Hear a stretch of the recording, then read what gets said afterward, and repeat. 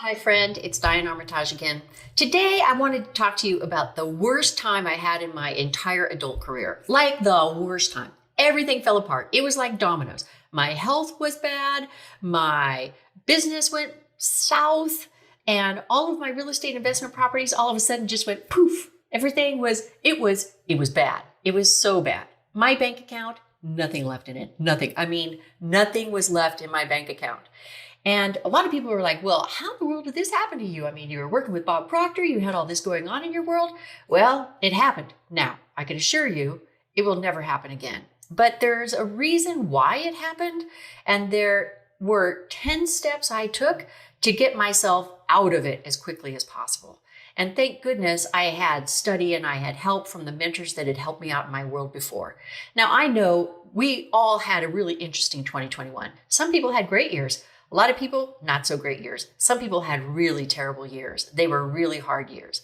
So I wanted to put this together for you so that I can give you some ideas on how to quickly recover, how to really pull yourself out of the pit, like I had to pull myself out of the really the really deep pit that I made for myself back in 2009. And just wanted to give you some ideas on this to really kind of help you along. It's not an easy story to tell. Now, this was actually recorded a couple months ago in a question and answer period in one of my classes. So I'm going to have you go right into that so that you can see what everything was that I was doing. But I wanted to give you this forward so that you know that it was really bad. It was really bad. It was bad. And when you get done watching this video, if it resonates with you, if you feel that it could help somebody else, please share the video with somebody else because we all know somebody who's had a rough year, maybe even more rough than what you've been through or people that you know have been through. So I appreciate you listening in. I hope these 10 tips will help you in any way, shape, or form. They're all great for you as you move forward, regardless of what happened in 2021, because we're going to make 2022 a brand new beginning for all of us. I look forward to hearing from you, and I'd love to hear your comments and anything that you have to say. Happy to hear it. You have a great day. What's interesting about when you lose everything is that you can become very self-blaming and your self-image can go down the tubes. And it's really, really important to keep yourself bolstered and to not keep blaming yourself for what happened, right? And there are things that happened in that time frame when 2009 hit and I didn't lose properties to foreclosure, thank goodness, but I had to let the properties go because everything else stopped in my world and I had to let the property go. Now, I do believe that you create what you think about, and that those thoughts were already in my mind and then began this role of how this happened. So, one of the most important things to do is to figure out what you've been thinking and to consciously jolt yourself back into what you should be thinking, where you want to be thinking, what would you love? That is the most important thing to do initially. Taking that practice forward, actually, I was just talking about this in Alchemy this morning. Reverend Michael Beckwith was teaching a class a few years ago. Thankfully, it was right around the time that I was going through this. And he had 4 steps to getting past obstacles, getting past loss, getting past hurt. And Bob has adapted it as well. In fact, they came up with these cool things here that are, so the first is, it is what it is, accept it. It will either control you or you will control it. You cannot do self-blame, self-degradation, self-esteem. I did all this terrible stuff, blame, wrong. You've got to accept it as it is. It will either control you or you will control it. And then number 2, harvest the good.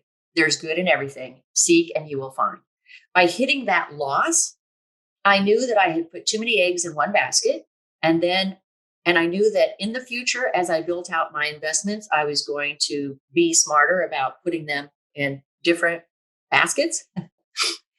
And it also made me realize that maybe I hadn't been serving my clients well enough, because if I had been serving my clients well enough, then those clients would have continued to maintain. Now, there are many cases where we work on a website for a client and then that client takes it to their marketing department and they go and they do their thing and they're happy. Everything is fine. But was I really servicing them even then by going back to them and saying, hey, how is everything going? Would you like to do a quick consultation? And, is there something else that we can do to help you with your business? I wasn't even doing that for those clients. So I had to look at, what am I servicing? How am I providing service to people? Because the key to making more money is to provide more service. Uh, Another thing that he says here is 3, forgive the rest. Forgive means to let go of completely, abandon, and release it. Well, that is one of the hardest things to do when you lose everything.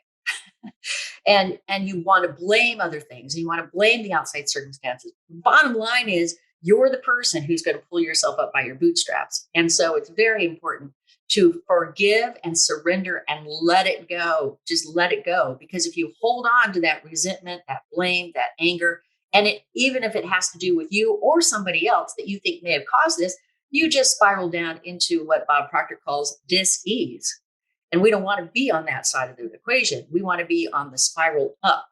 The spiral up is about getting yourself back into that frequency and vibration and really, really understanding that better, happier thoughts are the start, as weird as that sounds.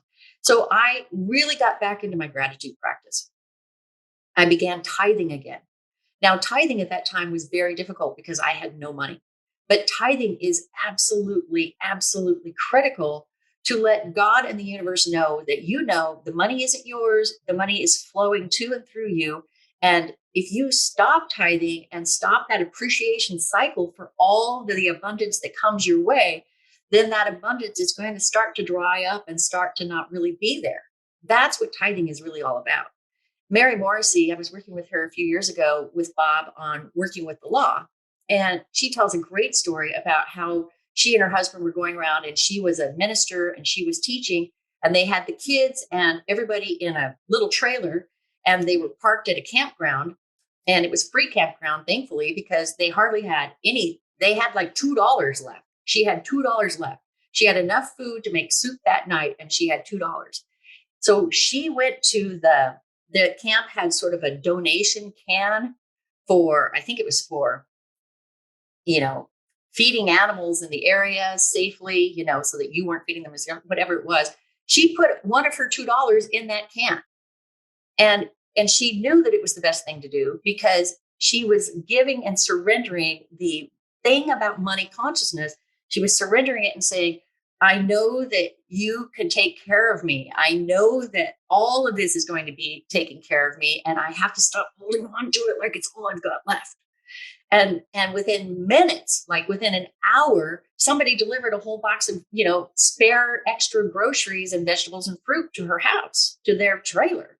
And then things just started picking up. They got a call that afternoon that somebody wanted to book her for an event, and it just started spiraling up.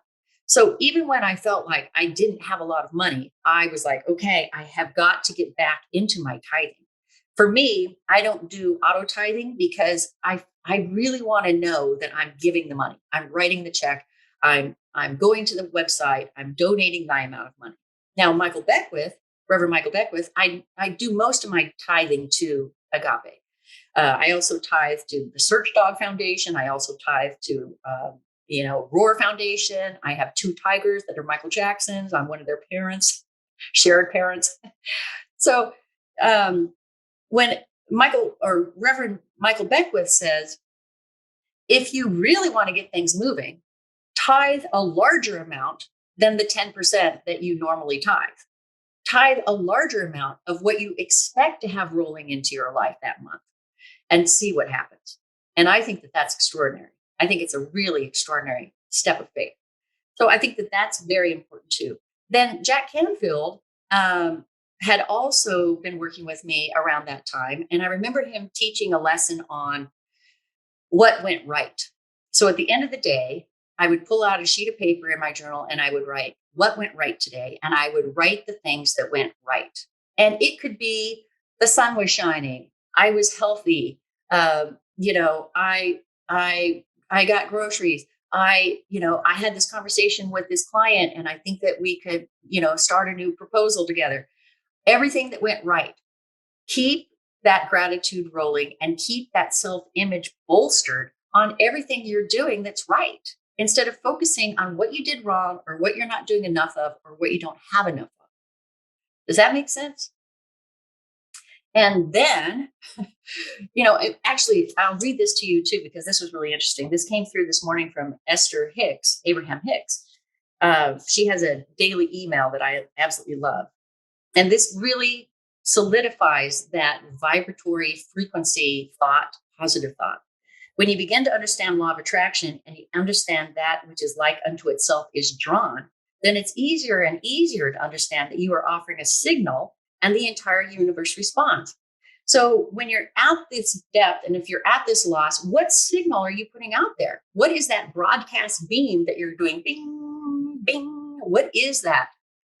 When you finally get that and you begin to exercise deliberate control about the signal that you offer, then it really begins to be fun, because then you recognize that nothing happens outside of your creative control. There are no things that happen by chance or by circumstance. There is nothing that is happening because of something you vibrated years ago or in a past life. It's not about what you were born into. It is only about what you are right now in this red hot, fresh moment emitting. That is a perfect thing to remember anytime you're feeling down, despondent, frustrated, feel like obstacles are in your way, lonely, whatever that is. Just remember, what is the signal that I'm putting out? What is the signal that I'm putting out? So before I started calling and contacting clients, old clients, because that was the first thing I did, I would get myself in that vibratory space. And Bob had taught me also that when you're in sales, you want to be in this excited, vibratory space of accepting and moving forward with a prospect instead of fearful that they're not going to listen to you and that they're going to hold back and that they're not going to have anything to do with you. So it's very important to get yourself in that vibratory space and then start sending the emails, then start making the phone calls, then start, requesting Zoom calls, then calling up the old clients and saying, hey, we worked with you a couple of years ago. How are you doing? What can we help you with? We're offering some discounted services right now. What can we do? And those are really the main steps that I took at that time. That was definitely the worst. There have been a couple other times along the way, but it really is about all of that put together. I know that's a huge answer, but if it helps, does it help? Okay, good.